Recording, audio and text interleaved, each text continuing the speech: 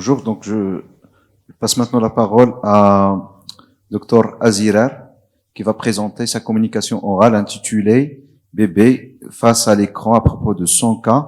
Donc c'est un travail réalisé au service de réanimation néonatale de CHU Mohamed VI de Oujda. À vous la parole. Merci.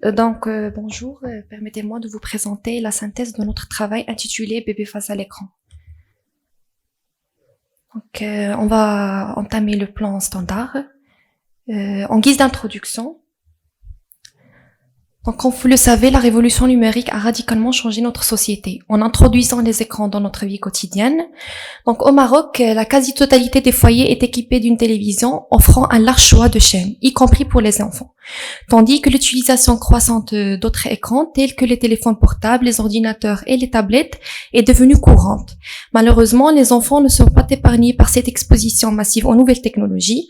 En raison des occupations souvent prenantes des parents, les enfants peuvent développer divers troubles affectant leurs compétences somatiques, cognitives et sociales. Passons aux objectifs. Les 3 objectifs de notre étude étaient de détecter les différents troubles rencontrés chez ces enfants, d'évaluer le degré de connaissance des mamans sur les risques liés à l'exposition aux écrans, et finalement de les sensibiliser sur les effets néfastes de cette exposition. En ce qui concerne le matériel et méthodes qu'on a utilisés, nous avons mené une étude transversale descriptive portant sur 100 enfants exposés aux écrans. Cette étude s'étale sur une période de 12 mois. En sein de consultations pédiatriques au CHU Mohamed VI Oujda, 2 cabinets d'orthophonistes ainsi à travers des groupes de mamans sur les réseaux sociaux. Nous avons inclus tous les enfants exposés aux écrans avec une tranche d'âge allant de 0 à 10 ans et nous avons exclu de notre étude les enfants non exposés aux écrans et ceux qui ont un retard de développement psychomoteur depuis la naissance. Les données ont été recueillies à l'aide d'un questionnaire préétabli, puis l'ensemble des données ont été codées et saisies sur Excel et l'analyse a été effectuée par le logiciel SPSS. Passons aux résultats et discussions. Tout d'abord, en examinant les données épidémiologiques de notre population, nous constatons que l'âge moyen des enfants suggère que la plupart d'entre eux commencent à être exposés aux écrans dès leur plus jeune âge. Cette observation est cohérente avec d'autres études menées en Roumanie, en Chine, qui ont rapporté une moyenne d'âge entre 2 et 5 ans. Quant au sexe, l'analyse de notre série a révélé une prédominance masculine, à savoir presque 61% des enfants étaient de sexe masculin, et le sexe ratio était de 1,56, ceci rejoint la majorité des études.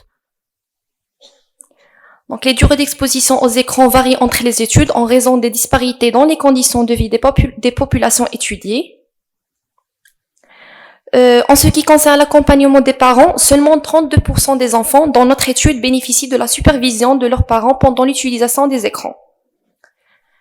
Pour plusieurs raisons ont été soulignées, poussant les mamans à laisser leurs enfants devant les écrans, principalement en raison de leurs nombreuses responsabilités domestiques qui les occupent. On a noté que 60% s'intéressent aux écrans plus qu'à leurs jouets. Et pour l'utilisation des autres écrans, pour toutes les tranches d'âge, on trouve que la majorité des enfants regardent des vidéos sur Internet. Et pour la tranche d'âge 5 à 10 ans particulièrement, on note un pourcentage de 61% qui préfèrent les jeux vidéo. Et 8,7% parmi eux utilisent déjà les réseaux sociaux. Arrivons à l'un de nos objectifs. On a noté que la plupart des enfants de notre échantillon présentent une hyperactivité avec un pourcentage de 53%, suivi par le retard de langage rencontré chez presque la moitié, soit 48% des cas.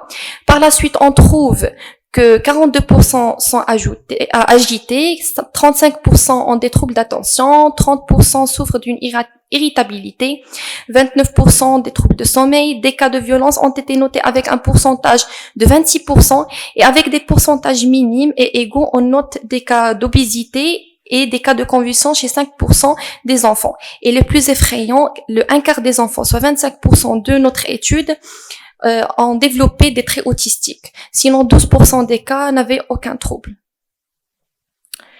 Dans ce sens, plusieurs études ont démontré l'impact de l'exposition aux écrans sur le cerveau, sur le cortex cérébral, sur l'intégrité de la substance blanche et autres. Donc, en ce qui concerne la connaissance des mamans sur les dangers liés à l'exposition aux écrans, 45% ne sont pas conscientes des nuisances de cette exposition. De tous ces éléments, il ressort clairement que les écrans représentent potentiellement un frein important au développement cognitif harmonieux de l'enfant. Donc, dans plusieurs pays, les sociétés savantes et médicales se sont mobilisées contre ce problème et ont proposé plusieurs recommandations afin d'éviter les troubles rencontrés chez les enfants. Donc, les messages les plus importants à retenir, que ce soit pour les parents ou pour les pédiatres. Donc, pour les parents, interdiction d'exposition à la télévision avant 2 ans.